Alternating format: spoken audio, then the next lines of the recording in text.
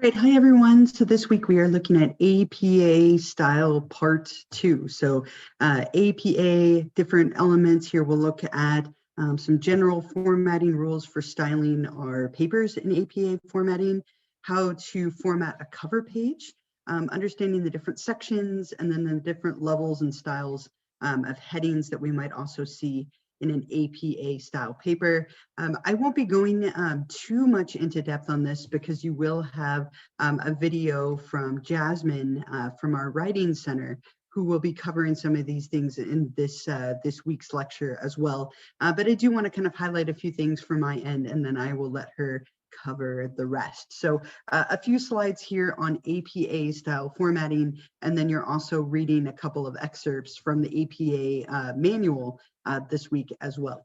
So let's take a look at a couple of different elements here, some general formatting rules. So when you're writing a paper in APA formatting, there are quite a few different guidelines that you need to follow. There's a lot of stipulations for the different sections that you'll have in your paper, the order that those sections will appear, general formatting requirements like font and spacing, the different headings, how you do the in-text citations, the reference page.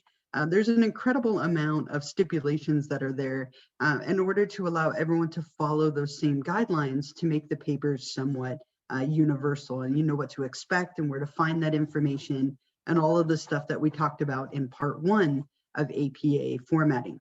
But some of the very kind of basic general formatting guidelines for an APA style paper include looking at the font choices. So there are, as of the 7th edition of APA, we actually have expanded our font choices. So you have a list here of some of the ones that are allowed. Times New Roman and Calibri are really like the most common ones. So Times New Roman size 12, Calibri size 11, and then a couple of other ones that are also permitted as well. So you have a little bit more freedom to choose your fonts, but still staying within, a relatively limited pool. The spacing of your papers should be double spaced. Again, that's just the standard spacing for an APA style paper, standard 1-inch margins, and then one other little change, only using one space after a period instead of two. That's definitely, I think of all the things that have changed, that one has been the hardest one for me to adjust to. One space instead of two after a period. Now, whenever you are looking at an empirical journal article, and you've looked at a couple of them up to this point, and we'll look at a couple more before we're done with the semester, you'll notice that there are some universal components that you see in an empirical journal article. And they follow this order and this format, and you can kind of learn to expect to find them and expect to find the information in them. So you start with a title page, followed by a very short abstract. Then you go to the introduction section, the method section, the results, the discussion, and then the references. And so in any APA style empirical journal article, you can expect it to follow that format. So let's look at each one of those components just a little bit more. An abstract page, and you'll notice this, I've given you an example right here. An abstract is a short summary of the research, right? So in generally about like 150 words or less, they're going to summarize the problem that was under investigation. So tell you a little bit about what it is that they were investigating.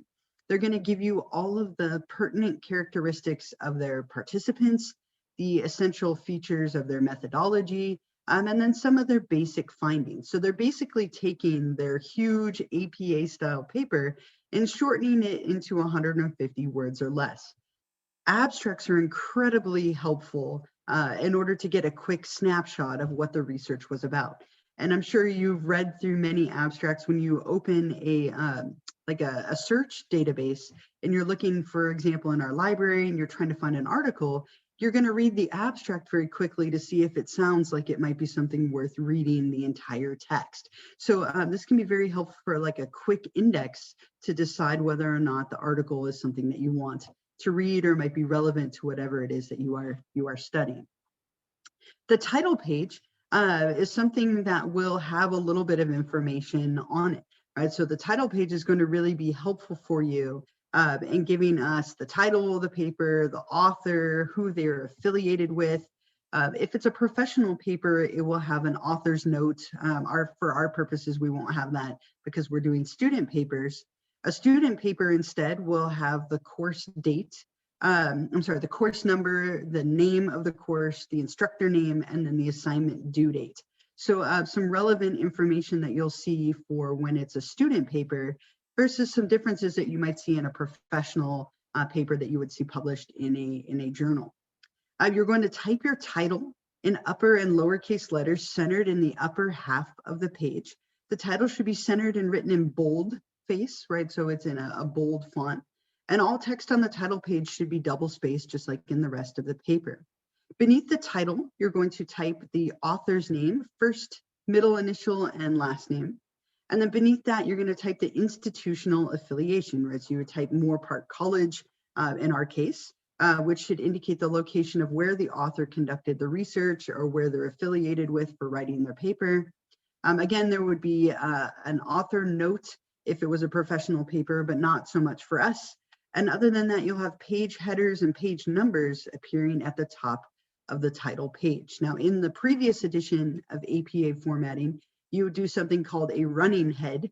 They have eliminated that in APA style 7. So you're just doing that page number in the upper right-hand corner.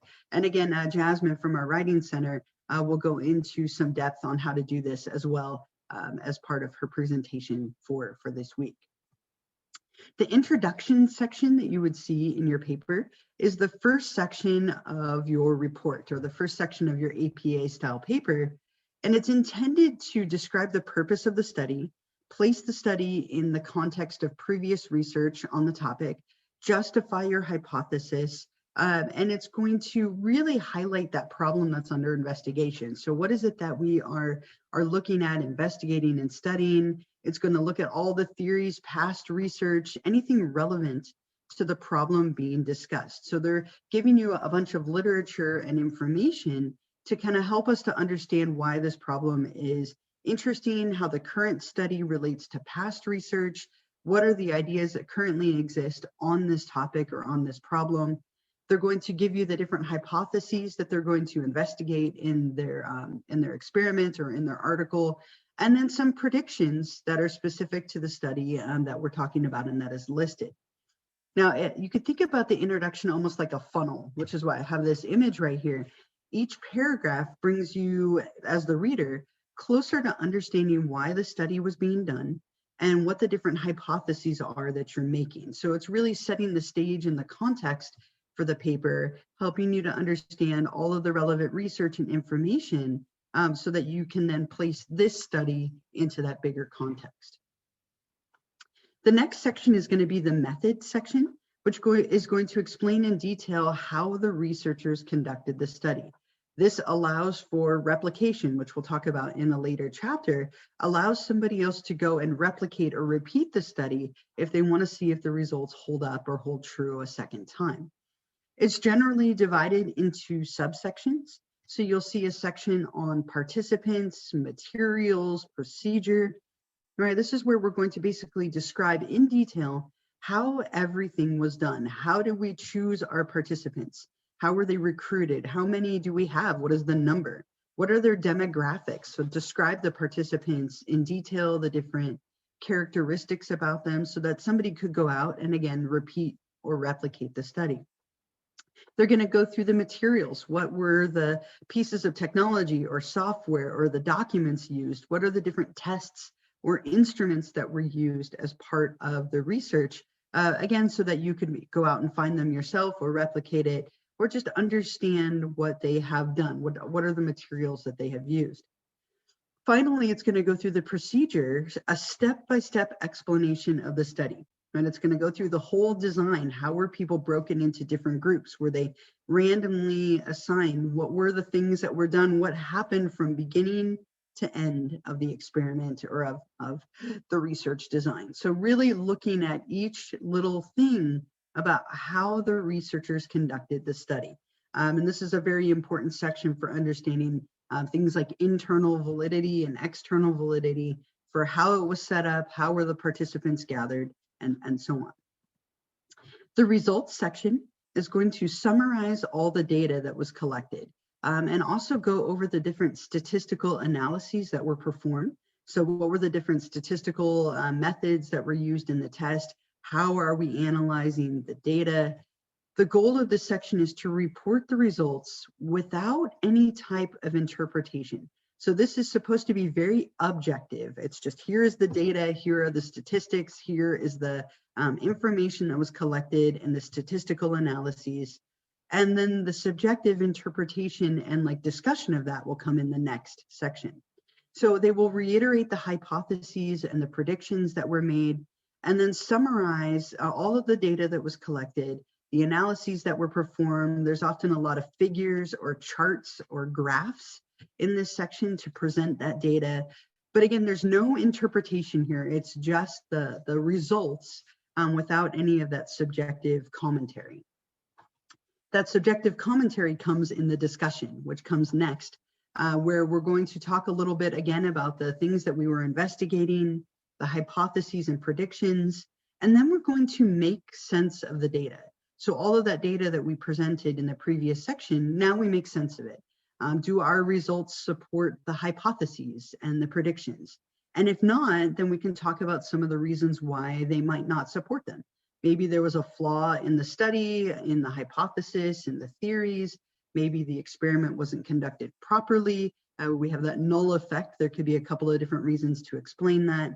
It's going to compare the results from the current study to results of past studies. If they're different, was there something unique to this study, right? So kind of explaining, interpreting, and commenting on how the results hold up compared to other studies.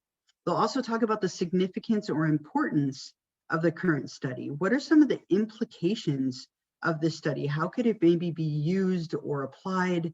And finally, oftentimes they might suggest things like ideas for future research. So we found this in this study, and future studies might consider investigating this more or looking into this direction that we weren't able to explore. Or again, going into some of those practical applications of the research findings that came from their experiment or from their study.